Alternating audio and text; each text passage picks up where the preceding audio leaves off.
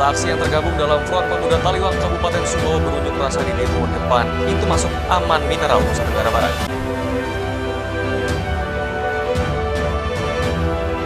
Majelis Hakim Pengadilan Negeri Mataram menjatuhkan vonis 5 bulan penjara subsidiar 3 bulan atau denda 500 juta terhadap terdakwa ITE Egy Gigi.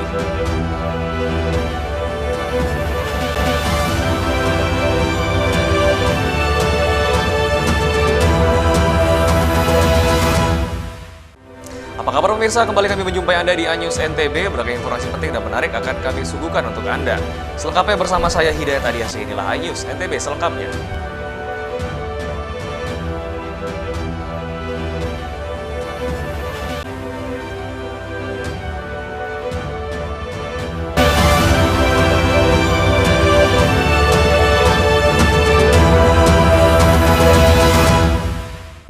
Ya, kita awali informasi pertama pemirsa. Masa aksi yang tergabung dalam Front Pemuda Taliwang Kabupaten Sumbawa berunjuk rasa di depan pintu masuk Aman Mineral Nusa Tenggara Barat. Mereka menuntut perusahaan merekrut tenaga kerja lokal. Puluhan masa aksi yang tergabung dalam Front Pemuda Taliwang Sumbawa berunjuk rasa di depan pintu masuk perusahaan Aman Mineral Nusa Tenggara Barat.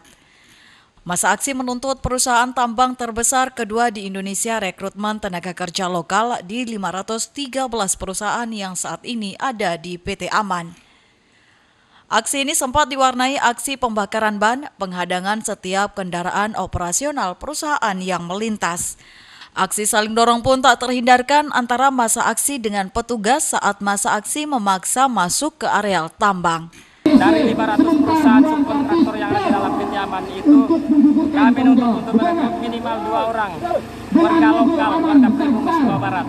Inilah yang jadi tuntutan. Kemudian yang kedua, kami punya tuntutan yang belum terrealisasi sampai hari ini untuk membuka seluas-luasnya terkait CSR, dana sosial yang harusnya nyampe kepada masyarakat, akan tetapi hari ini dana itu menjadi dana bacakan oleh petinggi-petinggi daerah, petinggi-petinggi perusahaan. Ini yang kami tuntut. Kemudian yang ketiga, kami juga punya pure pengusaha. Jadi perusahaan PT Aman Mineral harus memberdayakan pengusaha-pengusaha yang ada di lokal ini. Masa aksi mengancam kembali turun aksi dengan massa lebih besar jika tuntutan mereka tidak dipenuhi. Dari Sumbawa Barat, Topan Iswandi, iNews melaporkan. Majelis Hakim Pengadilan Negeri Mataram menjatuhkan vonis 5 bulan penjara subsidiar 3 bulan atau denda 500 juta rupiah terhadap terdakwa kasus ITE Egy Gigi. Sidang putusan perkara kasus ITE terdakwa Egy Gigi di Pengadilan Negeri Mataram diketuai Majelis Hakim Klik Trimargono. Dalam amar putusannya, Ketua Majelis Hakim Pengadilan Negeri Mataram menjatuhkan vonis 5 bulan subsidiar 3 bulan penjara atau denda 500 juta. Karena terdakwa Egy Gigi memposting dan menyebarkan kata-kata makian di akun media sosial terhadap Ketua RT Perumahan Kebon Sudak, Lombok Barat. Postingan tersebut dipicu cekcok akibat penutupan portal perumahan. Terdakwa dan jaksa penuntut itulah putusan yang telah kami bacakan yang diputuskan oleh Majelis Hakim terhadap putusan ini. Para pihak berhak menerima, pikir-pikir dan langsung menyatakan ini pikir-pikir dulu ya jaksa ya. Atas vonis ini, tim penasehat hukum langsung menyatakan banding karena keberatan atas putusan majelis hakim yang dinilai tidak berkeadilan.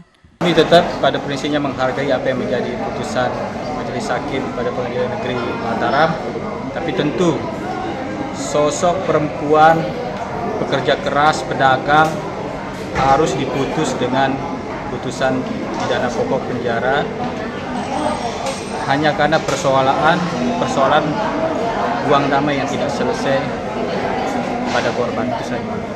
Dan kami akan melakukan analisa dan berpikir akan melakukan upaya hukum. Selama persidangan, jaksa penuntut umum tidak bisa menghadirkan ahli dan saksi serta barang bukti video yang dijadikan laporan oleh pelapor. Selain itu, saksi pelapor yang disebutkan dalam putusan juga tidak hadir di persidangan. Dari Mataram, Hari Kasidi, iNews melaporkan. Polres Lombok Tengah periksa kesiapan personil pengamanan pemilu 2024 saat apel gelar pasukan Mantap Brata Rinjani 2023-2024. Polres Lombok Tengah mulai siagakan personil pengamanan pemilu 2024 dan cek kesiapan personil saat apel gelar pasukan operasi Mantap Brata Rinjani 2023-2024. Adapun personil yang disiagakan merupakan personil gabungan yakni selain dari Polri, juga dari TNI, Satpol PP, Dishub, dan BKD, BKK Wilayah Lombok Tengah.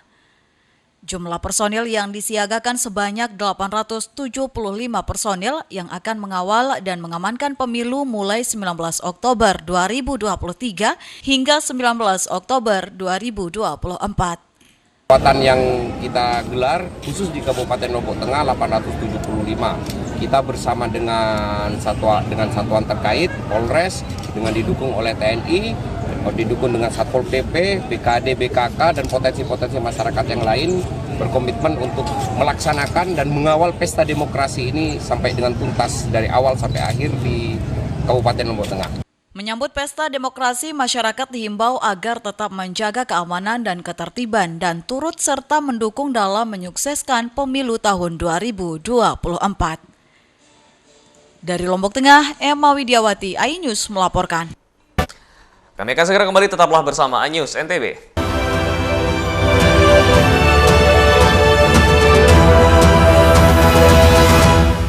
Saya Aiman Wicaksono, saya akan mengupas tuntas malam ini. Saya mendapatkan kesempatan secara eksklusif. Bismillah, walaupun itu teman. 4 miliar dalam 1 jam itu nggak sulit. Betul. The Prime Show with Aiman, setiap Rabu pukul 8:30 malam. Saya Prabowo Revolusi, kita berbagi cerita. Rupanya konspirasi itu ini. Oh iya. Apakah jadi capres? Kita setuju. Sebetulnya saya ini untuk menjadi presiden, saya harus siap. Konspirasi Prabu, setiap Rabu pukul 9:30 malam. Kompilasi berita olahraga paling top dan sensasional, baik dalam dan luar negeri. Kamu menyaksikan Top Sport bersama saya, Tentu Ramai.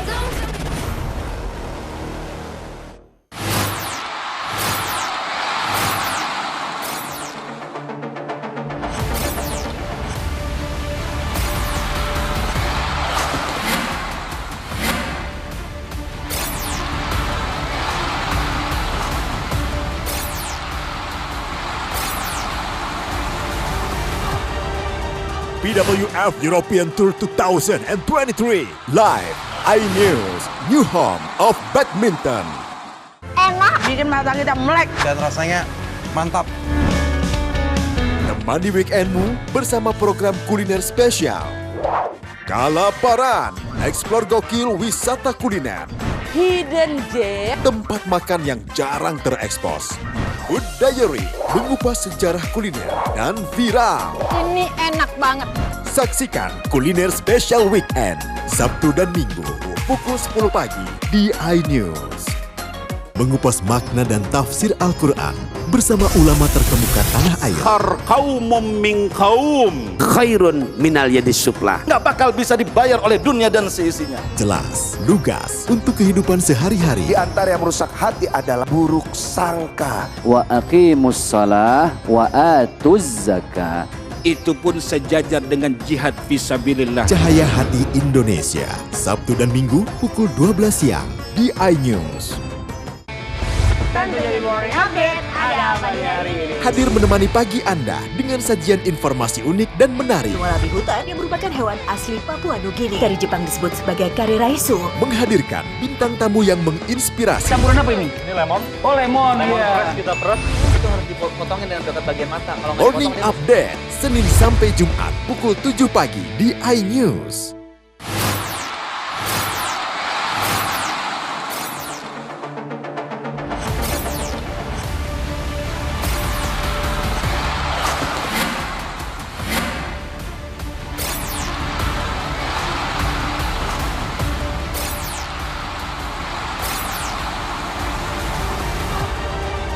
BWF European Tour 2023 live iNews, new home of badminton. Selamat datang di iNews Today. Lengkapi pagi Anda dengan update informasi terkini. Apa penyebabnya? Apakah karena aspalnya? Ruas jalan ini amblas membentuk lubang. Boleh nggak sih dikasih senjata gitu? Nggak boleh. Saya punya di bawah supervisor. Kita akan langsung bergabung bersama Giselia Nurahmat. Sejumlah bahan pokok mulai mengalami kenaikan. iNews Today, setiap Senin sampai Jumat pukul 10 pagi di iNews.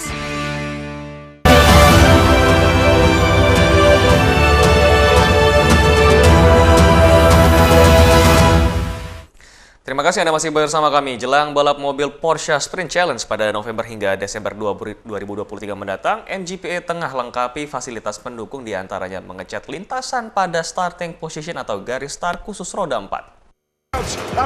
Usai MotoGP sukses digelar, sirkuit Mandalika kini tengah bersiap gelar balapan mobil Porsche Sprint Challenge. Sejumlah fasilitas kini tengah dilengkapi, salah satunya pengecatan lintasan untuk starting grid roda 4. Balap mobil yang akan digelar yakni Porsche Sprint Challenge. Sementara itu saat ini Mandalika Grand Prix Association atau MGPA tengah melengkapi fasilitas pendukung, diantaranya mengecat lintasan untuk membuat starting position atau garis start khusus roda 4.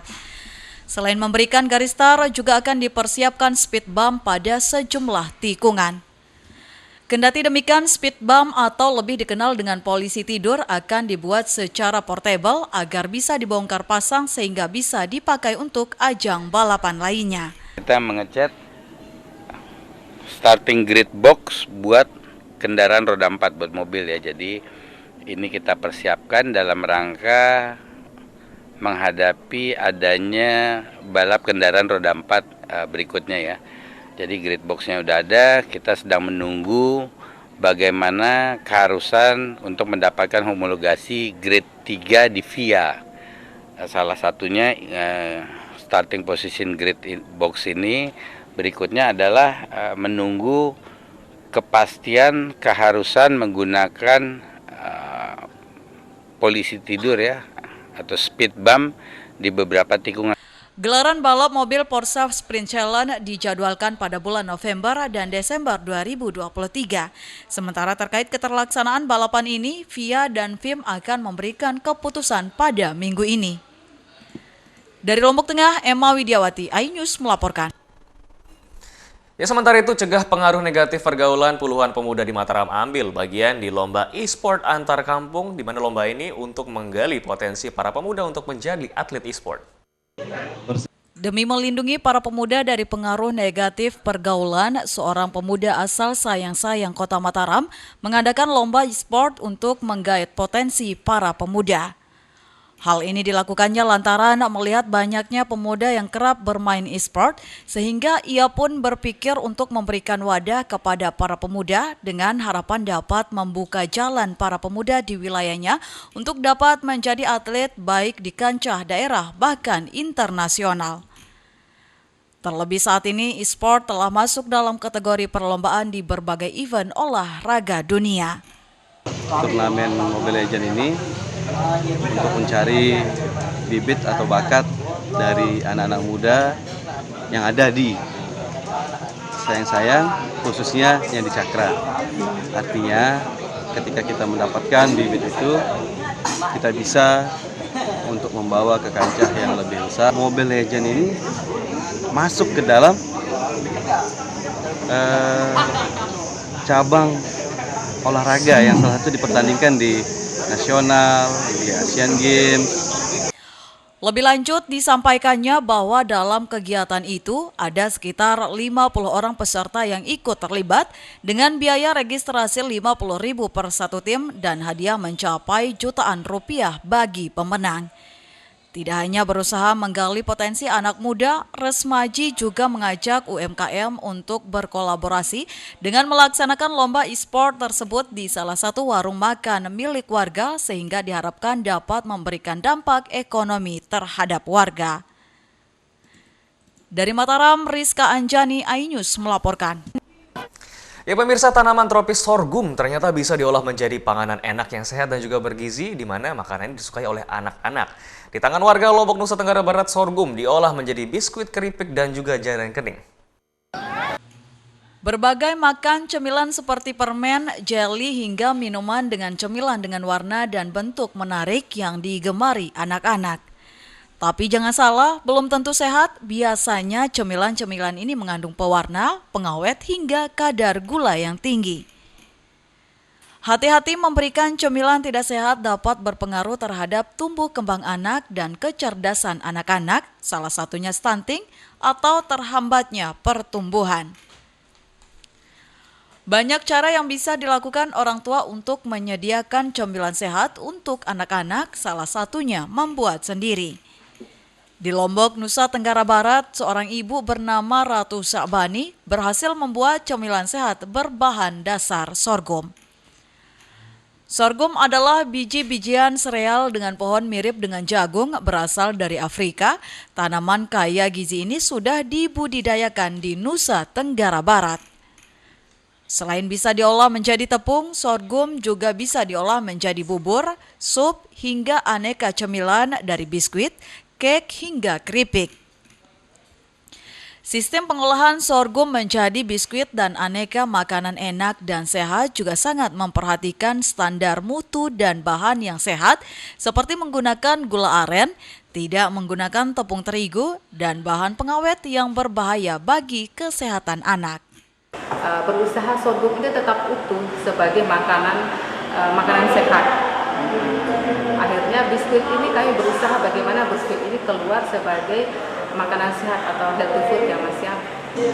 Kami berusaha betul-betul menghindari yang namanya gula. Memang kami memakai gula, tapi kami tidak memakai gula putih. Kami berusaha memakai gula yang memang diproduksi di Lombok ini, itu gula aren. Tidak hanya bisa diolah menjadi cemilan, sorghum juga bisa diolah begitu saja seperti beras dengan kadar gizi yang nyaris setara. Perbandingan nilai gizi beras dan sorghum, yakni dalam 100 gram sorghum terdapat 332 kilokalori, terpaut 28 kilokalori saja dengan beras. Sementara kandungan karbohidrat sorghum sekitar 73 gram, lebih rendah 5 gram saja dari beras. Biji sorghum juga mengandung lebih banyak protein, vitamin B, dan zat besi dibandingkan beras. Kandungan gula dari sorghum juga berupa fruktosa bukan glukosa seperti dalam beras. Dengan keunggulan tersebut, sorghum dapat mengatasi masalah gizi buruk dan stunting di Indonesia. Sehingga dengan keunggulan, sorghum sangat direkomendasikan untuk ibu sebagai makanan pendamping ASI dan untuk anak-anak yang mampu memenuhi nutrisi untuk cegah stunting. 100 gram sorghum dengan 100 gram beras itu kandungan protein dari sorghumnya lebih tinggi daripada beras. Kemudian kalau kita lihat lagi per 100 gram itu sorghum lebih tinggi nilai zat besinya, kemudian kalsium dan juga fosfor. Penyediaan makanan sehat yang mencukupi kebutuhan nutrisi menjadi langkah utama untuk menurunkan hingga membebaskan anak Indonesia dari gizi buruk hingga stunting. Dari Lombok Barat, Muzakir, iNews melaporkan. Kami akan segera kembali, tetaplah bersama iNews NTB.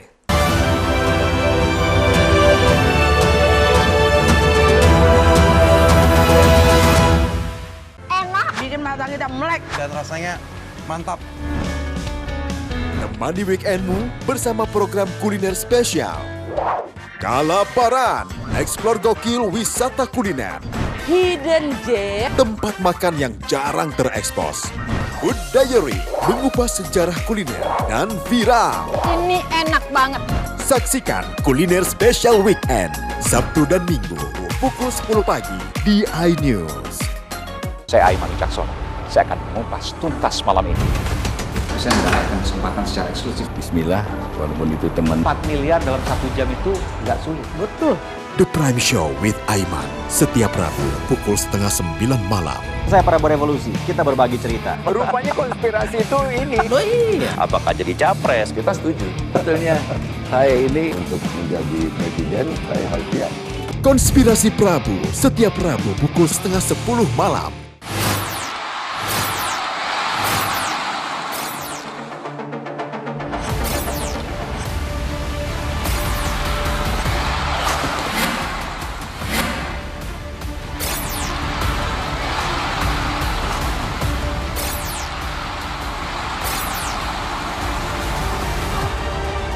BWF European Tour 2023 live iNews new home of badminton. Kompilasi berita olahraga paling top dan sensasional, baik dalam dan luar negeri.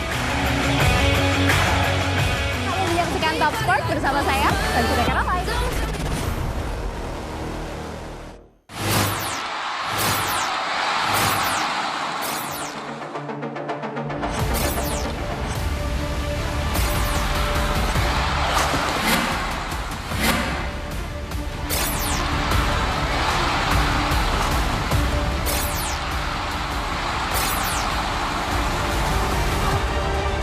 BWF European Tour 2023 live iNews, new home of badminton. Dan menjadi morning update, ada apa di hari ini? Hadir menemani pagi Anda dengan sajian informasi unik dan menarik. Wallaby hutan yang merupakan hewan asli Papua Nugini. Dari Jepang disebut sebagai kare raisu. Menghadirkan bintang tamu yang menginspirasi. Campuran apa ini? Ini lemon. Oh lemon, Fresh kita peres, itu harus dipotongin dengan dekat bagian mata. Kalau nggak Morning dipotong, Update, Senin sampai Jumat pukul 7 pagi di iNews. Enak, bikin mata kita melek. Dan rasanya mantap. Temani weekendmu bersama program kuliner spesial. Kalaparan, eksplor gokil wisata kuliner. Hidden Gem. Tempat makan yang jarang terekspos. Food Diary, mengupas sejarah kuliner dan viral. Ini enak banget. Saksikan kuliner spesial weekend, Sabtu dan Minggu, pukul 10 pagi di iNews. Saya Aiman Wicaksono, saya akan mengupas tuntas malam ini. Saya mendapatkan kesempatan secara eksklusif. Bismillah, walaupun itu teman. 4 miliar dalam 1 jam itu nggak sulit. Betul. The Prime Show with Aiman, setiap Rabu pukul 8:30 malam. Saya Prabowo Revolusi, kita berbagi cerita. Rupanya konspirasi itu ini. Oh iya. Apakah jadi capres? Kita setuju. Sebetulnya saya ini untuk menjadi presiden, saya harus siap. Konspirasi Prabu, setiap Rabu pukul 9:30 malam. Dan menjadi morning update, ada apa di hari ini? Hadir menemani pagi Anda dengan sajian informasi unik dan menarik. Wallaby hutan yang merupakan hewan asli Papua Nugini. Dari Jepang disebut sebagai kare raisu. Menghadirkan bintang tamu yang menginspirasi. Campuran apa ini? Ini lemon. Oh lemon, Fresh kita peres, itu harus dipotongin dengan dekat bagian mata. Kalau nggak Morning dipotong, Update, Senin sampai Jumat pukul 7 pagi di iNews.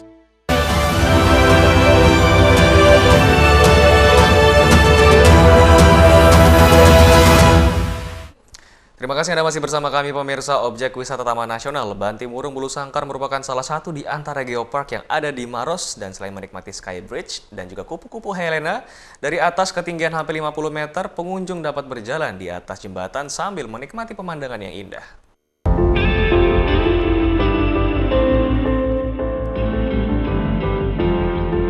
Ini dia tujuan saya berikutnya menikmati geopark yang ada di Maros, Sky Bridge Helena. Sky Bridge Helena yang masih di dalam kawasan Taman Nasional Bantimurung, Bulu Saraung. Wah, ternyata tak hanya orang dewasa saja yang bisa menikmati Cars dari Sky Bridge ini. Ada anak-anak juga. Ya, anak-anak memang diperbolehkan asalkan sudah bisa berjalan sendiri tanpa dipapah. Anak kecil saja berani, saya pun tak mau ketinggalan. Saya langsung menikmati indahnya pemandangan Cars dari atas jembatan. Tinggi jembatan Helena sekitar 100 meter di atas permukaan air laut dengan panjang lintasan 50 meter. Tiap pengunjung yang datang harus menggunakan alat keselamatan dan diikat ke tali pengaman sesuai standar keamanan agar terhindar dari kecelakaan. Selain menikmati adrenalin berjalan di lintasan, pengunjung juga dapat menikmati ratusan bahkan ribuan penangkaran kupu-kupu yang ada di bawahnya. Karena sudah menjajal tingginya jembatan Helena, kini saatnya saya melihat kecantikan sejatinya Helena. Ya, Helena, penghuni Taman Nasional ini. Kupu-kupu Raja Helena, atau dengan nama latinnya Troid Helena lanius. Kupu-kupu Raja ini memiliki ciri khas ukurannya yang cukup besar, warnanya pun dominan hitam dan kuning. Ukuran kupu-kupu jantan pada umumnya lebih kecil dibandingkan betina. Perbedaan warna sayap betina dengan jantan adalah bagian sayap belakang terdapat titik hitam besar dan pinggiran sayap berbentuk gelombang. Bedanya apa sih Mas? kupu-kupu yang ada di wilayah misalkan Pulau Jawa atau Pulau Sulawesi. Dari warna, ada beberapa juga dari ukurannya, tapi yang paling khas itu dari warnanya. Salah satunya seperti yang hitam putih ini jenis Idea blancardi, itu endemik Sulawesi. Yang hitam itu di pojokan? Itu Troides halipron. Troides halipron. Susah-susah ya Mas namanya ya. Ih, ngingetnya gimana?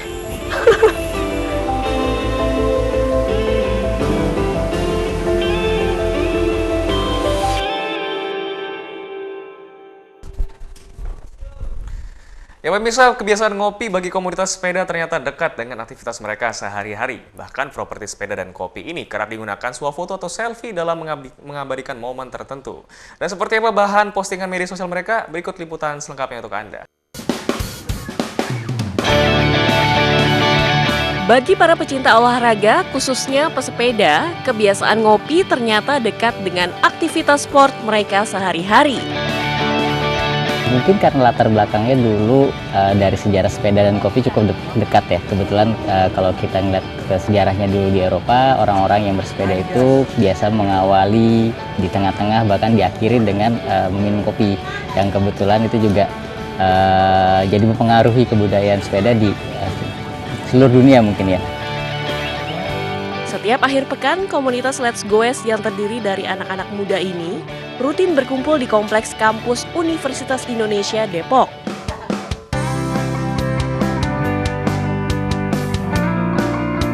Di kala rehat, kopi menjadi sahabat setia para pesepeda muda ini. Mereka senantiasa membawa kopi kemanapun bersepeda. Bagi mereka, kopi susu yang dikemas dalam botol menjadi minuman praktis penghilang dahaga sekaligus pemulih tenaga.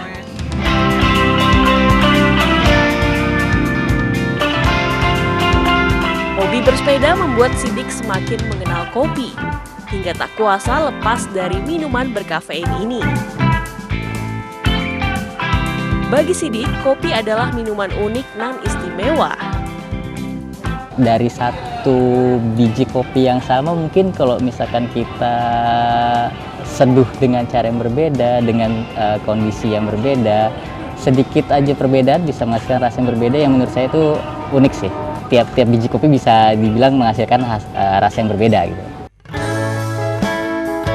Sebagai kaum muda, gaya ngopi anak-anak Let's Goes ini tak lepas dari pengaruh media sosial. Selalu ada saja momen ngopi bersama yang mereka abadikan dan menjadi bahan postingan di media sosial.